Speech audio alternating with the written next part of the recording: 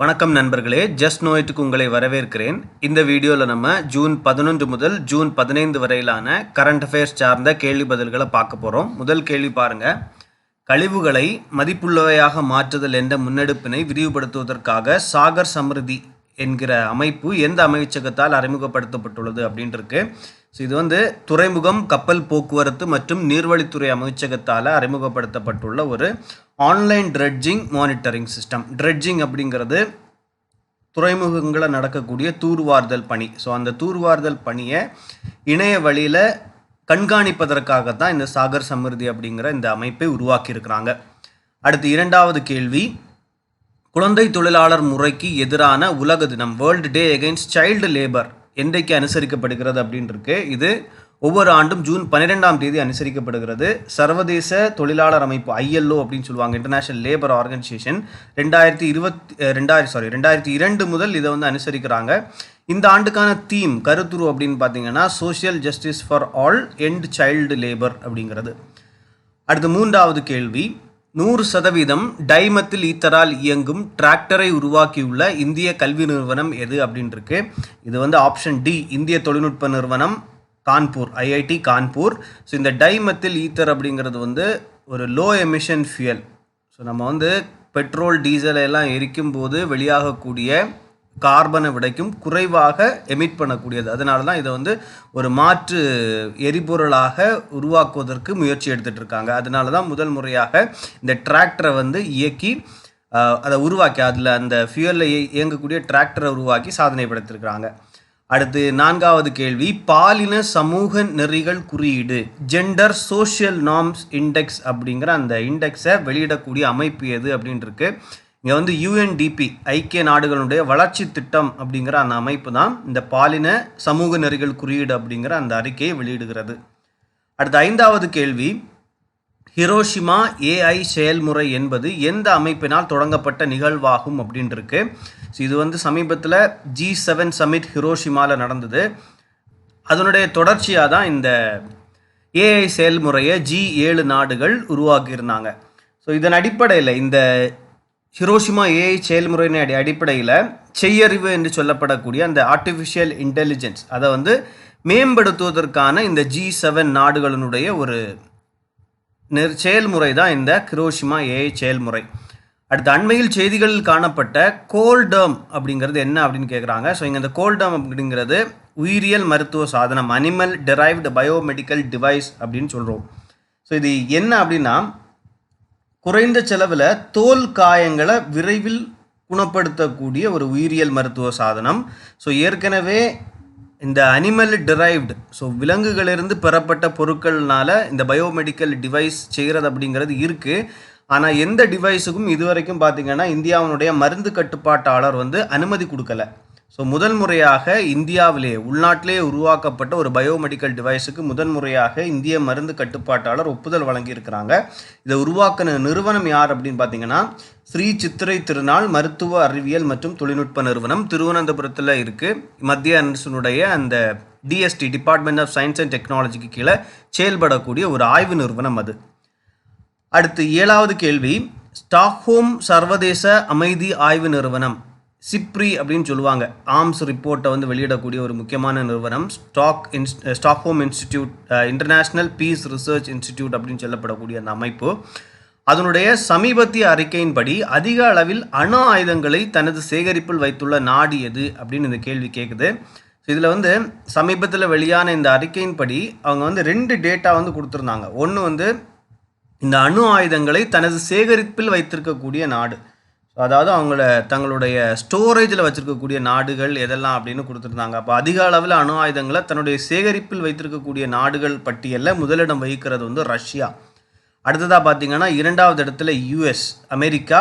3வது இடத்துல யார் இருக்கா அப்படின்னா சைனா. இது சேகரிப்பில் அணு ஆயுதங்கள் வச்சுருக்கக்கூடிய நாடுகளுடைய பட்டியல். அடுத்தது டிப்ளாய் பண்ணியிருக்கக்கூடிய நாடுகளின் பட்டியல். எதெல்லாம் தயாராக வச்சுருக்காங்க, எதெல்லாம் நாடுகள் அதிகமான அணு ஆயுதங்களை தாக்குதலுக்கு தயாராக வச்சுருக்காங்க அப்படிங்கிற பட்டியலில் முதல் இடத்துல அமெரிக்கா இருக்குது, US இருக்குது. 2வது இடத்துல ரஷ்யா இருக்குது. 3வது இடத்துல பார்த்திங்கன்னா ஃப்ரான்ஸ் இருக்குது. ஸோ இந்த 2 வேறுபட்ட தகவல்களும் நமக்கு முக்கியம். அடுத்து 8வது கேள்வி. 2023ஆம் ஆண்டின் பிரெஞ்சு ஓப்பன் டென்னிஸ் தொடரின் ஆடவர் ஒற்றையர் பிரிவில் சாம்பியன் பட்டம் வென்றவர் யார் அப்படின்னு இருக்கு இந்த கேள்வி. இதுக்கு வந்து ஆப்ஷன் சி நொவாக் ஜோகோவிச் அப்படிங்கிறது சரியான விடை. ஸோ இந்த பிரெஞ்சு ஓப்பனை பொறுத்த வரைக்கும் நம்ம டென்னிஸ் தொடர்கள்லேயே முக்கியமான டென்னிஸ் தொடர்கள் அப்படின்னு சொல்லி ஒரு 4 சொல்லுவோம். அந்த 4 தான் கிராண்ட் ஸ்லாம் அந்தஸ்து பெற்ற டென்னிஸ் தொடர்கள். அது வந்து பார்த்திங்கன்னா ஆஸ்திரேலியன் ஓப்பன், அப்புறம் வந்து யூஎஸ் ஓப்பன், அப்புறம் லண்டனில் நடக்கக்கூடிய விம்பிள்டன், அப்புறமா இந்த ஃப்ரெஞ்சு ஓப்பன். ஸோ இந்த ஃப்ரெஞ்சு ஓப்பன் வந்து பார்த்திங்கன்னா கிளே கோர்ட்டில் நடக்கும், களிமண் தரையில் நடக்கக்கூடிய ஒரு போட்டி. இப்போ இந்த வருஷம் வந்து நொவாக் ஜோகோவிச் அதில் ஜெயிச்சிருக்கிறாரு. ஸோ இதன் மூலம் வந்து அதிக கிராண்ட்ஸ்லாம் போட்டிகளில் வெற்றி பெற்ற ஒரு வீரர் அப்படிங்கிற அந்த பேரை வந்து பெற்றிருக்கிறார் அவர். ஸோ அவருக்கு வந்து 23வது கிராண்ட்ஸ்லாம் பட்டம் இது.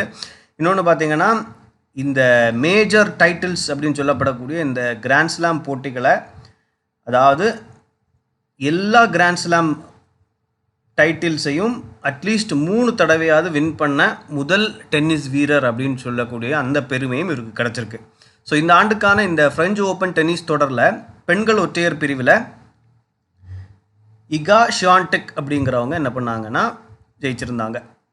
அடுத்து 9வது கேள்வி, G20 நாடுகளின் உச்ச தணிக்கை நிறுவனங்களின் 2வது உச்சி மாநாடு எங்கே நடைபெற்றது? அதாவது G20 supreme audit institution submit அப்படிங்கிறது எந்த மாநிலத்தில் நடந்தது அப்படின்னு கேட்குறாங்க. ஸோ இந்த G20 நாடுகளினுடைய அந்த கூட்டம் சார்ந்து நிறைய இந்த என்கேஜ்மெண்ட் மீட்டிங்ஸ் வந்து இந்தியாவில் தொடர்ந்து நடந்துக்கிட்டு இருக்குது. இந்த உச்ச தணிக்கை நிறுவனங்களுடைய இந்த 2வது உச்சி மாநாடு இந்தியாவினுடைய CAG தலைமை கணக்கு தணிக்கை அதிகாரியுடைய தலைமையில் நடந்தது. இது கோவாவில் நடந்தது. அடுத்து 10வது கேள்வி, 20 வயதுக்குட்பட்டோருக்கான ஃபிஃபா உலகக்கோப்பை கால்பந்து தொடரில் சாம்பியன் பட்டம் வென்ற நாடு எது அப்படின்னு இருக்கு. ஸோ அண்டர்-20 ஃபிஃபா வேர்ல்டு கப்பில் சாம்பியன் பட்டம் வென்ற நாடு அப்படிங்கிறது வந்து உருகுவே. ஸோ சமீபத்தில் இந்த போட்டி அர்ஜென்டினாவில் நடந்தது. உருகுவே இறுதிப் போட்டியில் இத்தாலியை 1-0 அப்படிங்கிற கோல் கணக்கில் வீழ்த்தி இருந்தது. அடுத்து 11வது கேள்வி, ஈக்குவரின் பயிற்சி எந்த 2 நாடுகளுக்கு இடையில் நடைபெறும் இராணுவ பயிற்சியாகும் அப்படின்னு இருக்கு. ஸோ இங்கே வந்து ஆப்ஷன் ஏ இந்தியா மற்றும் மாலத்தீவுகள் அப்படிங்கிறது சரியான விடை. ஈக்குவரின் அப்படிங்கிற இந்த வார்த்தையினுடைய பொருள் என்ன அப்படின்னு பார்த்தீங்கன்னா நண்பர்கள் அப்படின்னு அர்த்தம். அடுத்து 12வது கேள்வி, உலக இரத்த தான தினம் என்று அனுசரிக்கப்படுகிறது அப்படின்னு இருக்கு. ஸோ இந்த உலக இரத்த தான தினம் ஒவ்வொரு ஆண்டும் ஜூன் 14ஆம் தேதி அனுசரிக்கப்படுகிறது. ஸோ இந்த ஆண்டுக்கான தீம் கருத்துரு என்ன அப்படின்னு பார்த்தீங்கன்னா give blood, give plasma, share life, share often அப்படிங்கிறது. அடுத்து 13வது கேள்வி, 2022ஆம் ஆண்டின் தரவுகளின்படி உலக அளவில் அதிக எண்ணிம பரிவர்த்தனைகள், அதாவது டிஜிட்டல் ஃபினான்ஷியல் டிரான்சாக்ஷன்ஸ் நடக்கக்கூடிய அந்த பட்டியலில் முதலிடம் வைக்கக்கூடிய நாடு எது அப்படின்னு கேட்குறாங்க. ஸோ இது வந்து இந்தியா தான். ஸோ இந்தியாவில் வந்து பார்த்திங்கன்னா டிஜிட்டல் டிரான்சாக்ஷனோட வந்து கடந்த சில ஆண்டுகளாக அதிகரித்து கொண்டிருக்கிறது. ஸோ இது வந்து வேல்யூ அடிப்படையிலையும் மதிப்பு அடிப்படையிலையும் சரி, அப்புறம் வந்து எண்ணிக்கை அடிப்படையிலையும் சரி, இந்த 2 அடிப்படையிலையுமே வந்து இந்தியா தான் முதலிடம் வகிக்குது இந்த எண்ணிம பரிவர்த்தனைகளில் தற்போதைய டேட்டா, நமக்கு இருக்கக்கூடிய தற்போதைய டேட்டாவின்படி. அடுத்து 14வது கேள்வி, அண்மையில் உலக சுகாதார நிறுவனத்தின் விருது பெற்ற இந்திய ஆவணப்படம் எது அப்படின்னு கேட்குறாங்க. So which of the following documentaries has won a special prize from world health organisation. So இது வந்து option C when climate change turns violent அப்படிங்கிற அந்த திரைப்படம் ராஜஸ்தானை சேர்ந்த ஒரு திரைப்பட இயக்குனர் உருவாக்கின ஒரு குறும்படத்துக்கு தான் இந்த விருது வந்து கிடைச்சிருந்தது. ஸோ WHO சமீபத்தில் இந்த சுகாதாரம் அப்புறம் வந்து இந்த பருவநிலை மாற்றம் சார்ந்து ஒரு திரைப்பட விழாவை வந்து நடத்தினாங்க. அவங்களுடைய வேர்ல்டு ஹெல்த் அசம்பிளி ஜெனீவாவில் நடந்தது. அதை ஒட்டி இந்த திரைப்பட விழா நடந்தது. அதை ஒட்டி தான் இந்த விருதுகளையும் உலக சுகாதார நிறுவனம் வழங்கியிருந்தது. அடுத்து 15வது கேள்வி, உலகளாவிய DPI உச்சி மாநாடு global digital public infrastructure summit எங்கே நடந்தது அப்படின்னு கேட்குறாங்க. இது வந்து சமீபத்தில் புனேவில் நடந்தது. அடுத்து 16வது கேள்வி, சூரிய ஆற்றலை பயன்படுத்தி கடல் நீரிலிருந்து ஹைட்ரஜனை பிரித்தெடுக்கும் தொழில்நுட்பத்தை எந்த நிறுவனம் உருவாக்கியுள்ளது அப்படின்னு இருக்கு. ஸோ இது வரைக்கும் பார்த்தீங்கன்னா நீரிலிருந்து தான் ஹைட்ரஜனை வந்து பிரித்தெடுக்கக்கூடிய தொழில்நுட்பம் இருந்தது. அதை க்ரீன் ஹைட்ரஜன் அப்படின்னு சொல்லுவாங்க. ஸோ எதிர்காலத்தில் ஒரு மிக முக்கியமான லோ எமிஷன் ஃபியூவலாக அது இருக்க போகுது அப்படின்னு சொல்கிறாங்க. பட் அதுலேயே வந்து அந்த டெக்னாலஜியில் நிறைய ட்ராபேக்ஸ் இருக்குது. ஏன்னா தண்ணியை வந்து நம்ம பயன்படுத்தணும். ஸோ இப்போ வந்து கடல் நீரிலிருந்து அதை பிரித்தெடுக்கிறதுக்கான முயற்சிகளை எடுக்கிறாங்க. அந்த கடல் நீர்லேருந்து எடுக்கும்போது அதுலேயும் நிறைய தொழில்நுட்பம் சார்ந்த சவால்கள் இருக்குது. அதற்காக தான் சூரிய ஆற்றலை பயன்படுத்தி கடல் நீரிலிருந்து இந்த ஹைட்ரஜனை பிரித்தெடுக்கக்கூடிய ஒரு முயற்சி. அந்த தொழில்நுட்பத்தை இந்திய தொழில்நுட்ப நிறுவனம் ஐஐடி சென்னை வந்து டெவலப் பண்ணியிருக்காங்க. அடுத்து 17வது கேள்வி, அண்மையில் செய்திகளில் காணப்பட்ட ஜாதன் மென்பொருள் எத்தகைய பயன்பாட்டுக்கானது அப்படின்னு இருக்கு. இது வந்து ஆப்ஷன் சி, அருங்காட்சியகங்கள் எண்ணியமயமாக்கம், டிஜிட்டலைசேஷன் ஆஃப் மியூசியம்ஸ் அப்படிங்கிறது சரியான விடை. ஸோ இது ஒரு சாஃப்ட்வேர் தான் ஜாதன் அப்படிங்கிறது. ஸோ இது வந்து என்ன பண்ண போகிறாங்கன்னா, இந்திய அரசு தனக்கு கண்ட்ரோலில் இருக்கக்கூடிய எல்லா அருங்காட்சியகங்கள் மியூசியம்ஸையும் இந்த வருட இறுதிக்குள்ளாடி 3D மோடில் முப்பரிமாண முறையில் வந்து டிஜிட்டைஸ் பண்ண போகிறாங்க.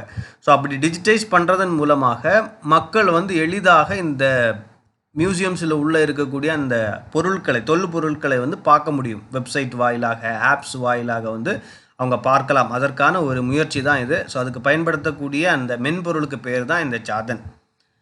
அடுத்து 17வது கேள்வி, அண்மையில் புவிசார் குறியீடு பெற்ற கரி இஜாத் மாம்பழம் எந்த மாநிலத்தை சார்ந்தது அப்படின்னு இருக்கு. ஸோ இது கர்நாடகா மாநிலத்தை சார்ந்த ஒரு மாம்பழம். அடுத்து 19வது கேள்வி, அண்மையில் செய்திகளில் காணப்பட்ட சன்சோதக் என்பது, இந்த சன்சோதக் அப்படிங்கிறது வந்து ஒரு ஆய்வு கப்பல், சர்வே வெசல். இதுக்கு கூட இந்தியன் நேவி பார்த்திங்கன்னா 2 கப்பல்களை வந்து சமீபத்தில் வந்து தங்களுடைய பணியில் இணைத்து கொண்டிருந்தாங்க, கமிஷன் பண்ணியிருந்தாங்க. ஒன்று வந்து இந்த சன்சோதக் அப்படிங்கிற ஆய்வு கப்பல். ஸோ இது வந்து பெரிய ஆய்வு கப்பல், வெரி லார்ஜ் சர்வே வெசல் அப்படிங்கிற ஆய்வு கப்பல். அடுத்ததாக அஞ்சாதீப் அப்படிங்கிற ஒரு கப்பல். ஸோ இது வந்து ஒரு ஆன்டி சப்மரீன் வெசல் அப்படின்னு சொல்கிறாங்க. ஆன்டி சப்மரீன் வெசல் அப்படின்னா நீர்மூழ்கி கப்பலுக்கு எதிராக போரிடக்கூடிய கப்பல், அதான் அஞ்சதீப் அப்படிங்கிற கப்பல். இந்த 2 கப்பல்களையும் சமீபத்தில் இந்திய கடற்படை பணியில் இணைத்து கொண்டது.